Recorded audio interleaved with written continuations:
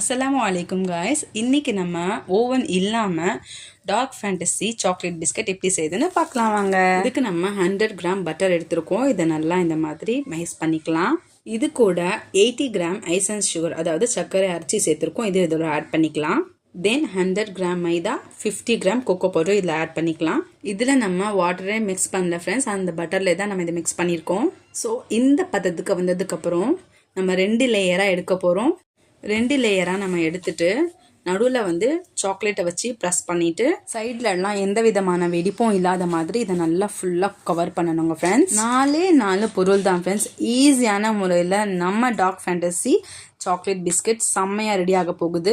So பாருங்கள், இந்த மாதிரி அதை ரெடி பண்ணி எடுத்துக்கலாம். இதே மாதிரி எல்லாத்தையுமே நம்ம ரெடி பண்ணிக்கலாம். ஒரு பிளேட்டில் கொஞ்சமாக பட்டர் தடவிட்டு நம்ம ரெடி பண்ணது எல்லாத்தையுமே இதை வச்சு பேக் பண்ணி எடுத்துடலாம். சூப்பர்பான டார்க் ஃபேண்டசி சாக்லேட் சட்டுன்னு செம்மையாக ரெடி ஆயிடுச்சு.